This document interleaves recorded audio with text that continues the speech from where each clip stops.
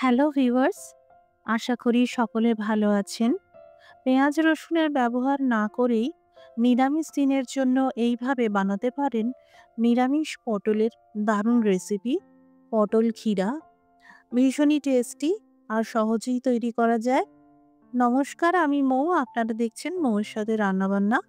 রেসিপিটি ভালো লাগলে লাইক দিয়ে শেয়ার করে দেবেন। প্রতিদিন আরও নতুন নতুন রেসিপি পাওয়ার জন্য আমার চ্যানেলটি সাবস্ক্রাইব করে রাখুন।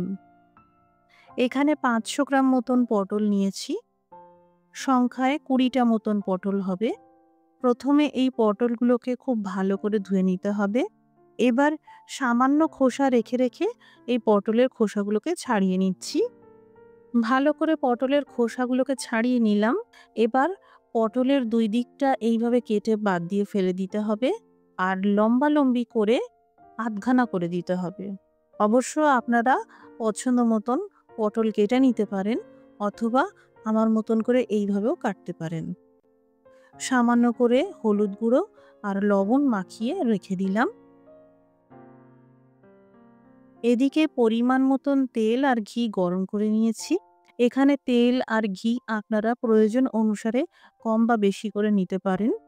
১ মুঠো কিশমিশ ভেজে নিলাম। খুব হালকা বাদামি রং আসা পর্যন্ত কিশমিশগুলোকে ভেজে নিতে হবে। আর তারপর অতিরিক্ত তেল ঝরিয়ে তুলে নিতে হবে।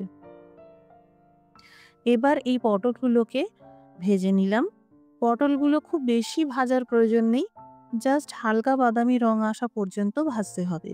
আমি এই রান্নাটা বরাবরই বেশি তেল দিয়ে করি, আপনারা কম তেলেও এই রান্নাটা করতে পারবেন। এদিকে একটি পাত্রে নিয়েছি ৩ চামচ টক দই। আপনারা বাজারজাত টক দইয়ের ব্যবহারও করতে পারবেন। আধা চামচ হলুদ গুঁড়ো দিয়ে দিলাম। ১.৫ চা চামচ জিরের গুঁড়ো দিয়ে দিলাম। আধা চামচ গোলমরিচ গুঁড়ো দিয়ে দিলাম। আধা চামচ সন্ধক লবণ দিলাম। আধা চামচ গরম মশলার গুঁড়ো দিলাম। এবার সামান্য করে জল দিয়ে মশলা সহ এই দই ফেটিয়ে নিতে হবে। খুব ভালো করে মশলার সাথে মিশিয়ে নিতে হবে। আর খেয়াল রাখবেন কোনো রকম ডেলা না থাকে। অপর একটি পাত্রে কিছু পরিমাণ কাজু বাদাম আর ৫টা মতন আমন্ড বাদাম নিয়েছি। ৫ মিনিটের জন্য ভিজিয়ে রাখবো। ভেজানোর পরে এই বাদাম বেটে নিতে হবে। কম আঁচে ফোড়নে ভেজে নিলাম গোটা এলাচ, গোটা দারচিনি, গোটা গোলমরিচ, দিয়ে দিলাম আদা ও লঙ্কার পেস্ট। এখানে আমি ১ ইঞ্চি সাইজের আদার সাথে ২টো কাঁচা লঙ্কাকে সামান্য জল দিয়ে পেস্ট করে নিয়েছিলাম। বেশ ২ মিনিট মতন ভেজে নিতে হবে।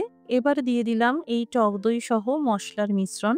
দই মেশানোর সময় সবসময় আঁচটা বন্ধ করে দিয়ে দই মেশাবেন। এতে গরম তেলে দই ফেটে যাওয়ার সম্ভাবনা থাকে না। পুনরায় আঁচটা জ্বালিয়ে মশলা থেকে তেল আলাদা হওয়া পর্যন্ত ভেজে নিতে হবে। এবার দিয়ে দিলাম কাজু আর আমন্ড বাদামের পেস্ট।